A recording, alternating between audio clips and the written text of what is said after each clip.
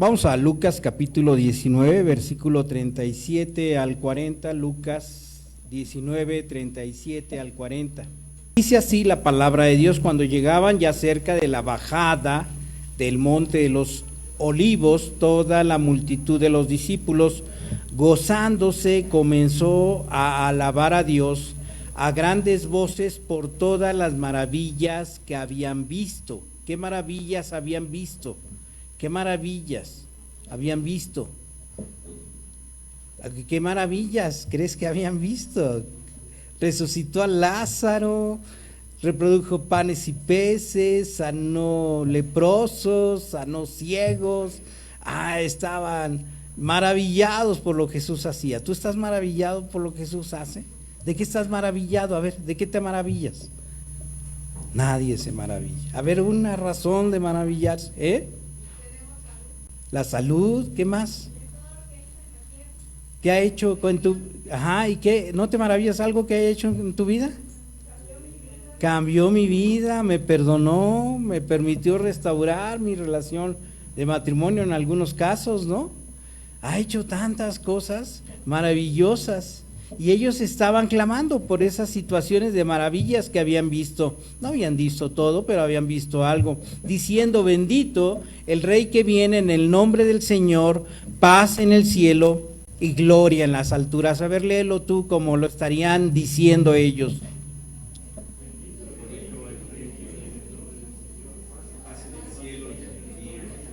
Así lo dirían ellos. Bendito el que viene, así todos serios. Ustedes parecen muy de Capulac, todos serios así.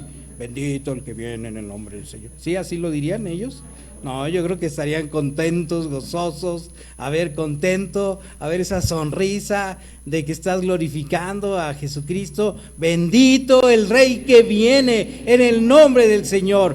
Paz en el cielo y gloria en las alturas. Todos estarían gritando ahí. Entonces, dice, algunos de los fariseos de entre la multitud le dijeron: Maestro, reprende a tus discípulos. Él respondiendo dijo: os digo que si estos callaran, las piedras clamarían. Las personas en Jerusalén tuvieron la oportunidad de presenciar esta inauguración congregacional de alabanzas a Jesucristo. Es la primera vez que una congregación tan numerosa alababa a Jesucristo. Se había alabado a Dios Padre, se había alabado, en los salmos tenemos expresiones, pero en Jerusalén es la primera vez que se está alabando a Jesucristo. Es una gran exclamación popular, y por eso, porque parece ser una alabanza a Dios, los fariseos se acercan y casi están seguros de que Jesús les va a hacer caso. Maestro, calla a tus discípulos, pues están exclamando como si fueras Dios. Pero ¿qué dice Jesús?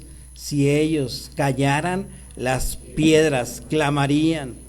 Así es que es algo natural, está diciendo, es algo natural que haya alabanzas a Dios, en lo cual se incluye Jesús. Es algo natural que si nosotros no alabamos, sería algo antinatural no alabar a Jesús. Es antinatural no alabar a Jesús.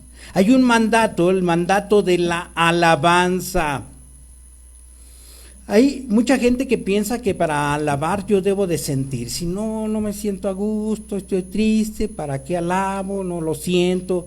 Bueno, no tiene que ver con un sentimiento, tiene que ver con una decisión. Es una decisión de la voluntad, independientemente a lo que yo esté experimentando o sintiendo, yo puedo decidir voluntariamente alabar al Señor. ¿Por qué? Porque Él lo merece. No por mis sentimientos, sino porque Él lo merece.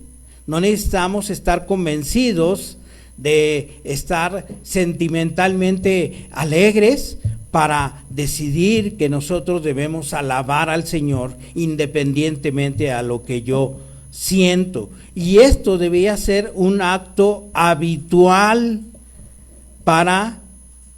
con nosotros. Diariamente deberíamos de alabar a nuestro Señor como un mandato. Es que no lo siento. ¿Qué vas a hacer? Aunque no lo sientas, ¿qué vas a hacer? Vas a alabar, no lo sientes, pero alábalo. De hecho, Hay un mandato en la Escritura, en el Salmo 150, versículo 6, dice que todo lo que respire, alabe al Señor. Que todo lo que respire, alabe al Señor. Hay dos requisitos en la alabanza y tiene que ver con que dice Juan 4:23, los verdaderos adoradores adorarán, rendirán culto al Padre en espíritu y en verdad, porque así quiere el Padre que sean los que le adoren. Y estoy siguiendo lo que tienes tú en el boletín para que vayas escribiendo. Si alguien tiene necesidad de pluma, díganos y se las quedamos a beber. ¿Sí, Game? ¿O sí tenemos? Ya las dio. Muy bien. Ok, pero regrésela, por favor, la pluma. ¿Cuáles son dos requisitos? Primero, buscar que mi adoración sea en espíritu. La oración en espíritu se refiere a lo íntimo. Debemos buscar interiorizar dentro del alma y en verdad tenemos que estar atentos a lo que pasa en mi espíritu y así ir ante el Señor en la realidad de lo que está pasando en mi espíritu. No tengo ganas de adorarte, Señor, estoy sintiéndome mal, estoy deprimido, estoy enojado y así me presento para alabarte. Yo te alabo independientemente de cómo me siento, pero abro la realidad de cómo estoy espiritualmente. Y segundo, dentro de los requisitos es buscar que mi adoración sea en verdad. Escribirle en verdad. A Dios le interesa que la adoración no sea por costumbre, hueca o mentirosa. En Isaías 29:13 reprende al pueblo de Dios, porque este pueblo se acerca a mí, dice, con su boca y con sus labios me honra, pero su corazón en realidad está lejos de mí, y su temor de mí no es más que un mandamiento de hombres. Dice Isaías 29:13. Por eso siempre debemos de decir, el Salmo 138:1 dice, Señor, quiero alabarte de todo corazón. Por eso debemos siempre decir esta oración, Señor, te estoy alabando y quiero hacerlo de todo corazón. ¿Me lo permite, Señor? ¿Podrías poner en mí un espíritu nuevo, refrescar en mí un espíritu y alabarte con todo el corazón? Te voy a alabar, es un mandato. Ayúdame a hacerlo de todo corazón. ¿Por qué es necesario que yo tenga el hábito de alabarle? Es la pregunta, ¿por qué es necesario que yo tenga el hábito de alabarle? Primero, porque alabar a Dios eleva mi espíritu. La alabanza es un potenciador del ánimo. Y en ese sentido es importante congregarse. Cuando estabas allá en tu casa y veías el culto, ¿te alababas con el mismo gozo que ahora? Yo creo que es bien difícil, ¿no? Hay muchas cosas que hacer, entre que estabas haciendo los frijoles y cociendo los huevos y lavando el carro, el césped, sí, déjalo ahí, déjalo, y lo buscabas poner, se caía el celular y bueno, déjalo así nada más. Y ahí que es bien difícil, realmente es muy difícil, por eso la invitación es que ya te congregues, porque dentro de las actividades cúlticas tiene que ver con la alabanza, y la alabanza es necesaria para tu alma, eleva tu espíritu.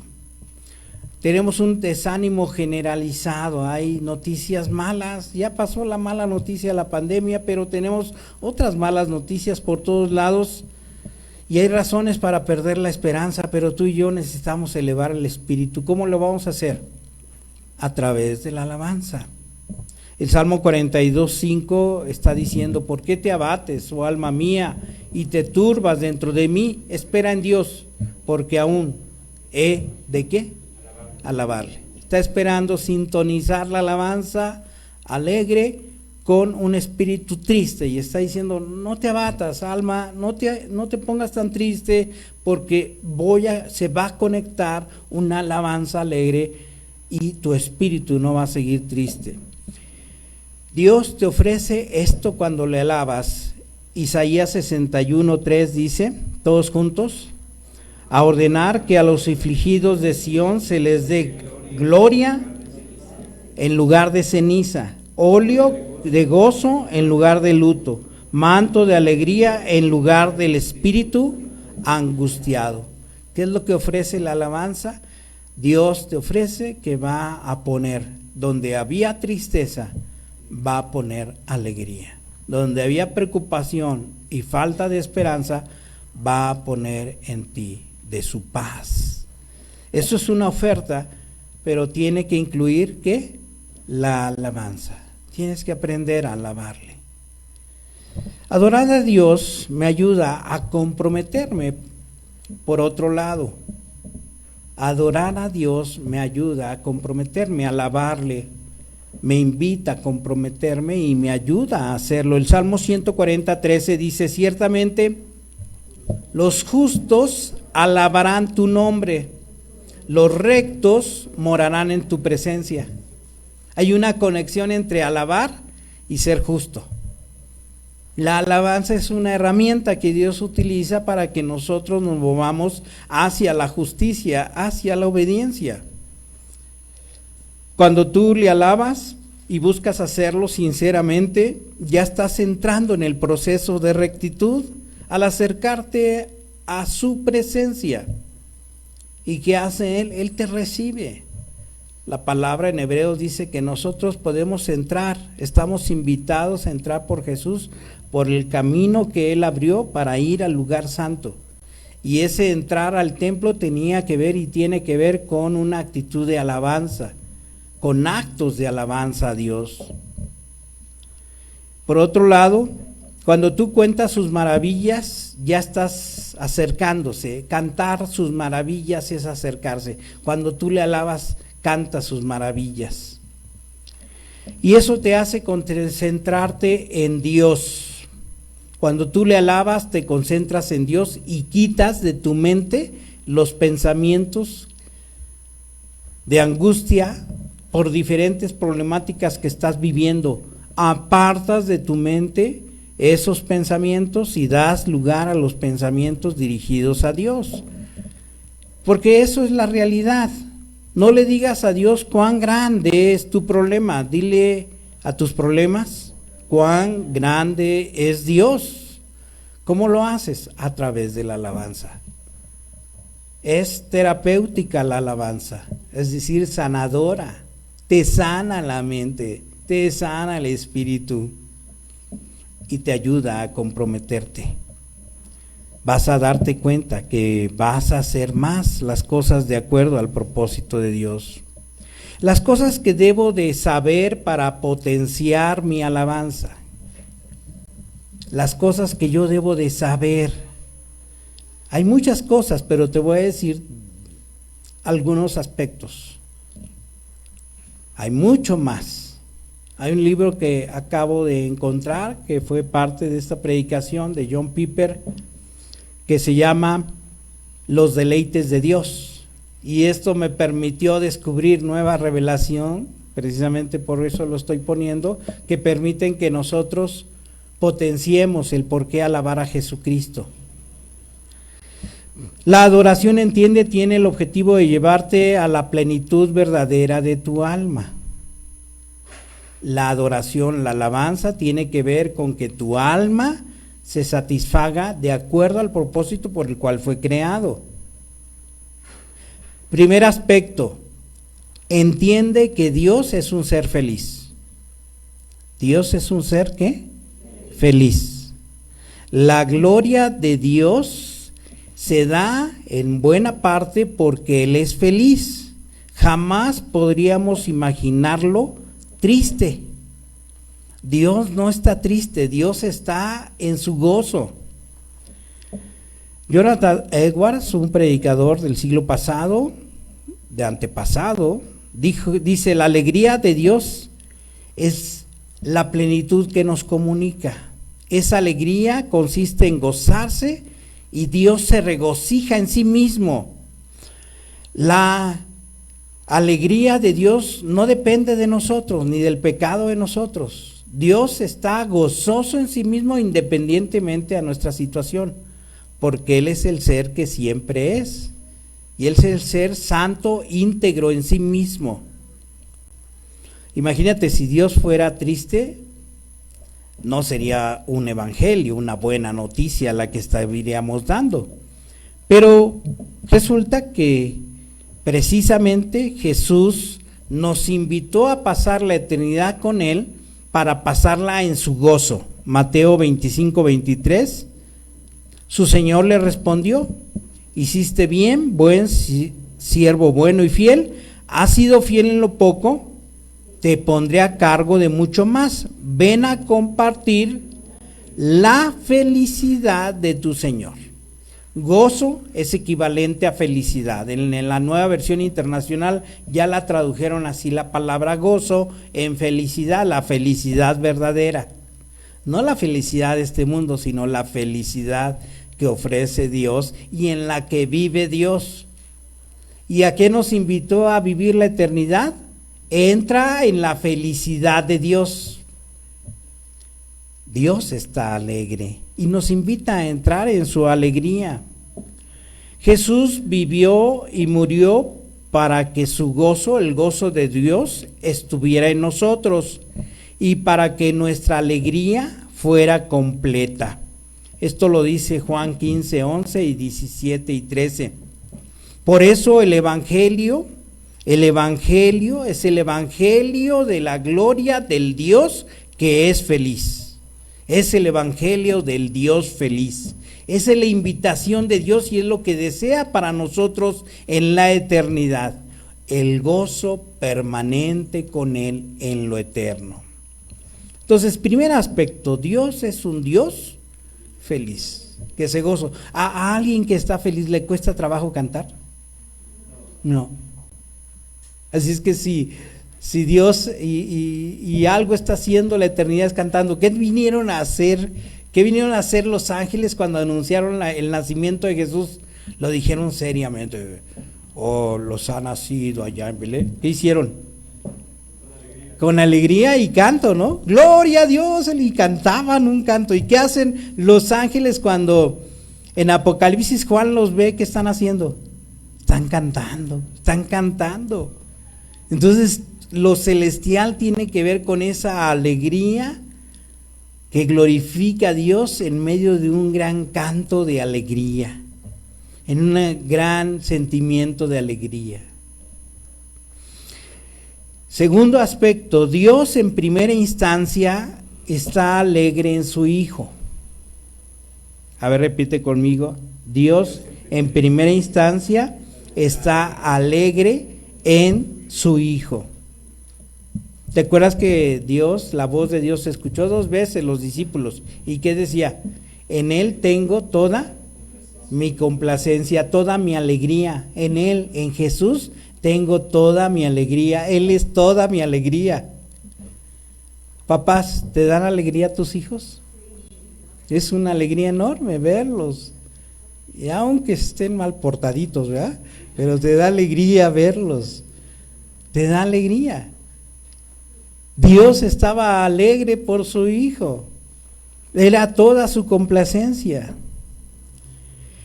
Al final de una gran oración en Juan 17:26, dice Jesús: y les he dado a conocer tu nombre, y lo daré a conocer aún, para que el amor con que me has amado, la alegría con la que me ves, el gozo con el que me abrazas, dice, esté en ellos y yo en ellos, también yo para abrazarlos y amarlos.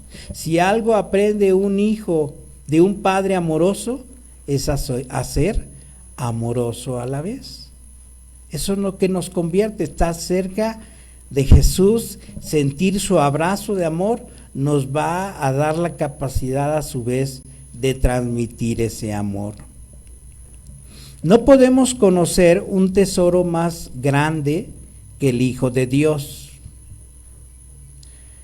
A pesar de que el pecado pareciera hacer imposible la cercanía entre Dios y el hombre, Dios quiso salvar ese puente roto por el pecado, para que nosotros disfrutemos, así como el Padre disfruta al Hijo, así nosotros disfrutemos al Hijo y estemos en el Padre. Entiéndelo. Dios dice, quiero que la gente, así como yo disfruto a mi Hijo, que es desde la eternidad, así también ellos disfruten a mi Hijo. El regalo de Dios para nosotros es Cristo Jesús. Uno diría, es el paraíso, es la salvación, es la fe. Bueno, todos esos son instrumentos para un gran regalo. ¿Cuál es el gran regalo? Jesús, la persona de Jesús. El deleite de Dios es en su Hijo. Y así en su Hijo estando en nosotros, Dios se deleita en nosotros. Y eso, ¿sabes qué? Nunca va a terminar, porque el Padre y el Hijo no tienen fin. Y por eso nos invita a vivir para que estemos en el camino, en la vida eterna, para disfrutarlo eternamente a Él. Entonces, Dios en primera instancia está alegre, ¿en quién? En su Hijo Jesús, está alegre. Y tercero, llena tu mente de las razones que hacen que Jesucristo sea exaltado. Llena tu mente. Llenar mi mente, es más, escríbele mi mente, porque yo estoy diciendo tú, y tú dices a mí, es mi mente, de las razones que hacen que Jesucristo sea exaltado. El valor y la belleza de su Hijo provienen de muchas cualidades. Él es admirable, consejero, Dios fuerte, príncipe de paz, es amoroso. Hay un listado enorme de cualidades de Jesús. Tú podrías decir muchas cualidades. A ver, aquí 3 cualidades de este lado. Otra. Acá.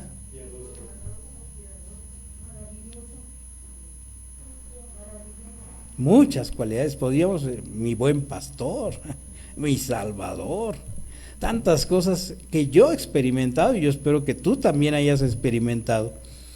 Pero hay 2 específicas que podemos resaltar. Para eso vámonos a Apocalipsis capítulo 5, versículo 2, donde hay una gran pregunta que conmueve el universo.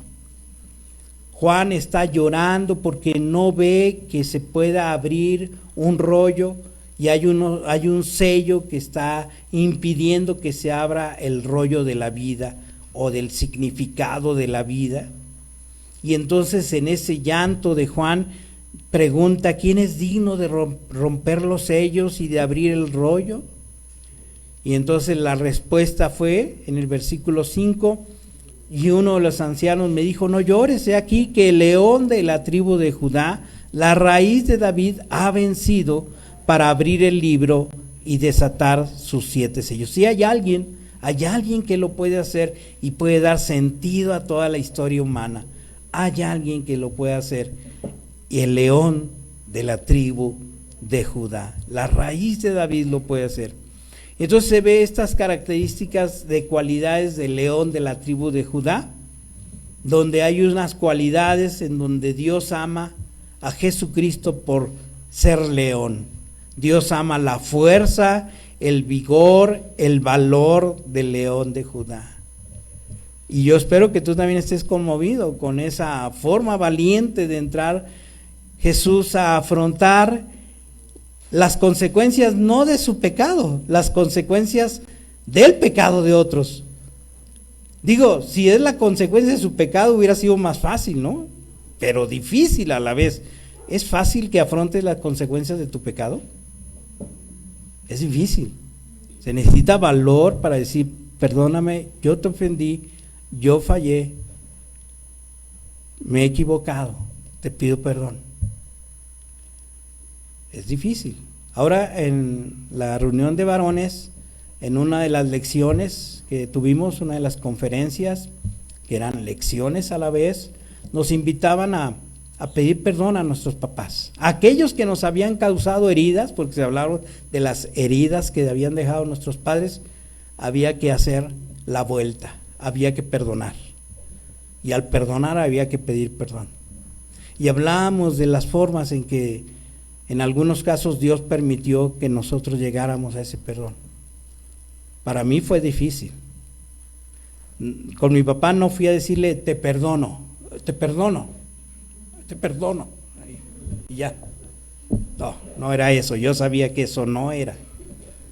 Y que Dios ponía en mí un espíritu de humildad. Porque yo sabía que en función a mis propios rencores, eran rencores porque no había cumplido con mis expectativas de lo que debía ser un buen padre. Y yo lo juzgué mucho tiempo a mi padre. Pero cuando ya Dios me juzgó y entré al camino de la cruz y hubo un arrepentimiento real, comprendí que yo no era quien para juzgar a mi padre y tenía que pedirle perdón por todo ese comportamiento en donde en tu juicio tú ofendes continuamente a tus papás. Entonces fui con él y le dije, Padre, perdóname, te pido perdón. Como no se lo podía decir sin llorar, yo le escribí una carta. En esa carta le decía lo importante que era para mi vida y lo importante que era reconocer todo lo bueno que había hecho. La leyó y empezamos a llorar los dos juntos y nos abrazamos. ¿Fue fácil hacer eso? No, no fue fácil. Yo con mi papá casi no tenía comunicación, era bien difícil hablar con él. Siempre me regañaba, y no, tienes que ser mejor y mejor y mejor. ¿No te pasa así luego con los papás? Pero en esta ocasión pude hacerlo.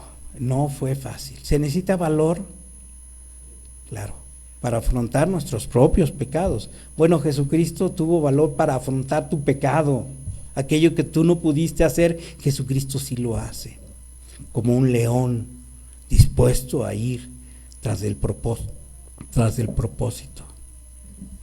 Ese domingo de Palmas, Jesús entraba a la ciudad. Era una ciudad, gente cansada de la opresión romana, harta de la corrupción religiosa. Y por si fuera poco, una población que ya había pasado varios aparentes mesías que llegaban para rescatar y que no habían hecho el rescate real. 150 años de que entrara Jesús a Jerusalén, un rey macabeo de una familia judío, de la familia macabea, había logrado quitar a los entonces poderosos griegos que estaban allí en Jerusalén y los había derrotado y había liberado del yugo opresor. Pero ¿sabes cuánto duró el gobierno macabeo congruente con su posición?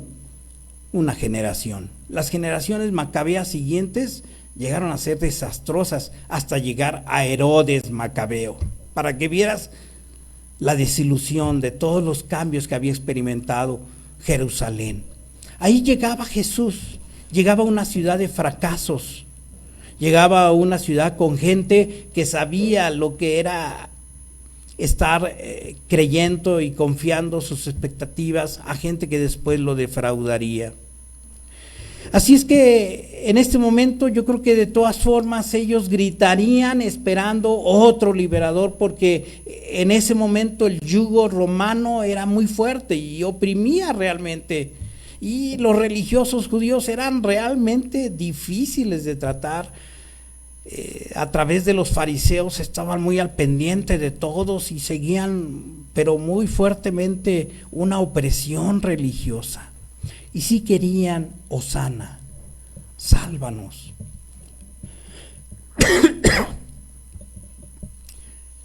Y pedían un cambio, pedían un rey. Pero ellos lo pedían a su manera, a su forma, en su forma de pensar. Sálvame, sálvame y cambia a mi jefe, y cambia a mi esposa, y cambia a mis hijos, que no sean así. Cambia a los demás. Pero no me cambies a mí, cambia a los demás, cambia al presidente, cambia a todos los demás. Así lo pedían. Y Hosana, Hosana, al rey que viene. Pero esa escena no está completa, porque vemos que hay otra cualidad de Jesús. Dios ama en Jesús su mansedumbre, humildad y sacrificio del Cordero. Porque está el león de la tribu de Judá, pero también está el Cordero. En Apocalipsis, el versículo que sigue del capítulo 5, el versículo 6, dice: miré y vi que en medio del trono y de los 4 seres vivientes y en medio de los ancianos estaba en pie un cordero como inmolado. Está el león y está el cordero. El cordero en su mansedumbre fue llevado al matadero. En su humildad enmudeció, no abrió su boca. Su sacrificio, su disposición al sacrificio pleno, llevó a que nosotros tuviéramos vida. Ese domingo, pues, cada familia judía ya tenía preparado un cordero ya para comer la Pascua. Ya para entonces ya tenían que tener listo cuál sería el cordero que llevarían al sacrificio. Y esas personas desgastadas por la opresión, ahora proveía el cordero verdadero que quita el pecado del mundo. Ellos experimentarían también esa semana, cada uno tomaría su decisión, y algunos tomarían la decepción ante no encontrar en Jesús aquel que les resolviera todas las cosas como ellos querían, y algunos terminarían gritando el viernes ante Pilato: crucifícale, crucifícale. Pero otros llegarían al momento de resurrección, en medio de sus dudas, para llegar a contemplar la realidad de la liberación que Cristo ofrece, una liberación del corazón. Algunos cambiarían sus perspectivas en todos los eventos. ¿Te acuerdas que hubo un soldado romano que terminó diciendo: ciertamente este es hijo de Dios? Podría haber estado ese soldado romano en ese momento en que estaba entrando este hombre en un pollino, en un burrito. A lo mejor estaría viendo con rareza, pasaría toda la semana, igual estaría atento a lo que estaría pasando. Esa era su función, vigilar al pueblo, y terminaría viendo cómo Jesús moría, y terminó diciendo: ciertamente este es el Hijo de Dios. Y habría una conmoción, un cambio. Ya no estaría esperando que las cosas se cambiaran a su forma de ser, sino cambiaran a la manera en que Dios quiere ofrecer el cambio, un cambio de corazón. ¿Lo hará en tu vida? ¿Lo necesita tu vida? Vamos a escuchar este canto para meditar en lo que estamos hablando. Y al cantar, alaba al Señor, alaba al Señor. Y si puedes llorar, hazlo. Preséntele a Dios tus lágrimas y agradécele a Dios la oportunidad que te está dando de alabarle.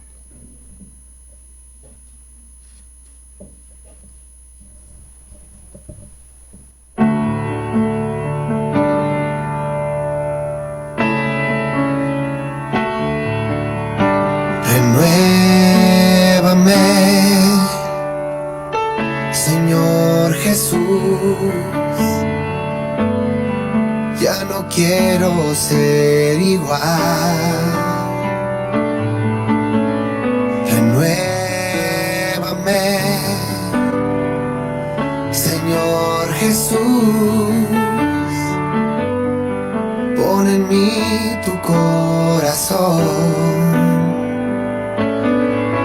Porque todo lo que hay dentro de mí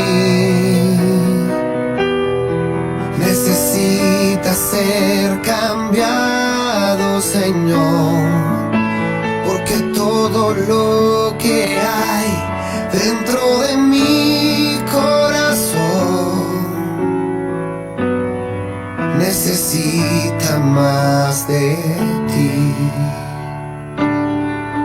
Porque todo lo que hay dentro de mí necesita ser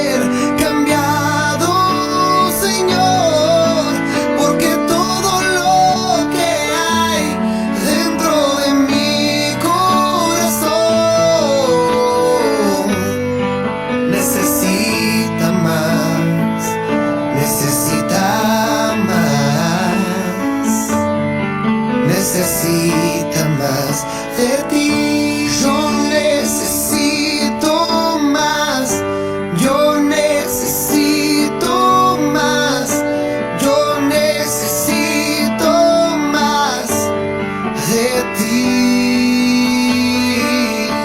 Yo necesito más, yo necesito más, yo necesito más de ti.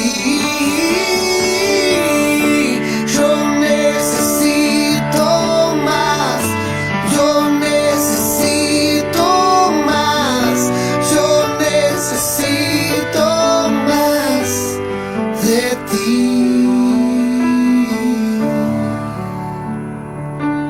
Oh, oh, oh, de ti,